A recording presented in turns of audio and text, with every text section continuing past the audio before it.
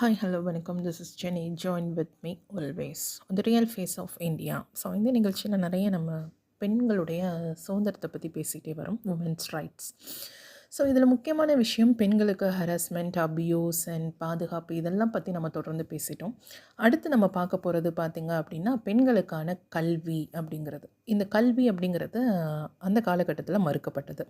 இந்த கல்வி அப்படிங்கிற ஒரு முன்னுரிமையை முதல்ல உலக அளவில் கொண்டு வந்தது யார் அப்படின்னு பார்த்தீங்க அப்படின்னா ஆங்கிலேயர்கள்.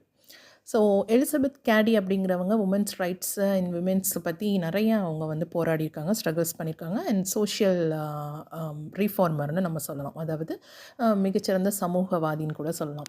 அதே போல் இந்தியாவை பிரிட்டிஷ் பீப்புள் ரூல் பண்ணிகிட்டு இருந்தாங்க. ஸோ அப்போ இந்த கல்வி, எஜுகேஷன் அப்படிங்கிறது நம்ம மக்களுக்கு அவங்களால் வழங்கப்பட்டது. அதை முதல்ல அவங்க எங்கே இம்ப்ளிமெண்ட் பண்ணாங்க, டெவலப்மெண்ட் பண்ணாங்க அப்படின்னு பார்த்திங்க அப்படின்னா ரொம்ப ஃபேமஸாக நம்ம பார்க்கக்கூடிய மகாராஷ்டிரா.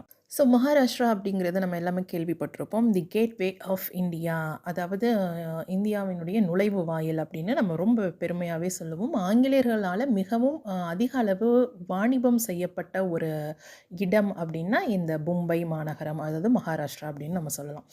இதுதான் இந்த கல்விக்கான முக்கியத்துவத்தை முதல்ல இந்திய அளவில் கொண்டு சென்றது அப்படின்னு நம்ம சொல்லலாம். அதாவது பெண்களுக்கான கல்வியை முதல்ல உருவாக்கிய நாடு, இடம் அப்படின்னு நம்ம சொல்கிற பெருமைக்குரிய நாடு எது அப்படின்னு பார்த்திங்க அப்படின்னா இந்த மகாராஷ்டிரா மாநிலம், அதாவது மராட்டி பீப்புளை போய் சேரும். எப்படி சொல்கிறோம் அப்படின்னு பார்த்திங்க அப்படின்னா சாவித்ரிபாய் பூலே அப்படிங்கிறவங்க இதே 19ஆம் செஞ்சுரி, அதாவது 1848 அவங்க ஸ்டார்ட் பண்ணது தான் முதல்ல பெண்களுக்கான ஒரு பள்ளிக்கூடத்தை புனேயில் ஸ்டார்ட் பண்ணுறாங்க. ஸோ புனேயில் எப்படி அவங்களுக்கு யார் இந்த அங்கீகாரம் கொடுத்தது அப்படின்னு பார்த்திங்க அப்படின்னா ஆங்கிலேயர்களால் கொடுக்கப்பட்டது.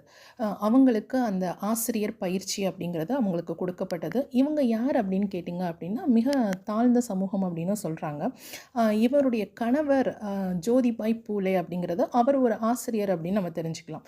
ஒரு பெண்ணிற்கு இவ்வளவு ஒரு முக்கியத்துவத்தை 18ஆம் நூற்றாண்டுகள் 19ஆம் நூற்றாண்டுகளிலே கொடுத்த ஒரு முக்கியமான ஒரு ஆண் மனிதர் அப்படின்னு நம்ம ஜோதிபாய் பூலேவை பாராட்டலாம். ஸோ தன்னுடைய மனைவியை என்ன பண்ணுறாரு அப்படின்னா இந்த படிப்புக்காக, கல்விக்காக அவர் வந்து அர்ப்பணிக்கிறார். அந்த பெண்ணிற்கு அதை அனைத்தையுமே சொல்லிக் கொடுக்குறாரு. அவர்கள் ஆங்கிலேயர்களிடமிருந்து அந்த ஆளுமை, அதாவது அந்த உறுதி, ரெகக்னைசேஷன் அப்படின்னு நம்ம சொல்லுவோம், அதை அவங்க வாங்கி கொண்டு முதல்ல பெண்களுக்கான ஒரு ஸ்கூல், பள்ளிக்கூடத்தை புனேயில் ஸ்டார்ட் பண்ணக்கூடிய பெருமை யாருக்கு அப்படின்னு சேர்ந்தது பார்த்திங்க அப்படின்னா இந்த சாவித்ரிபாய் பூலே அண்ட் ஜோதிபாய் பூலே, கணவன் மனைவி இருவருக்குமே அது பொருந்தும்.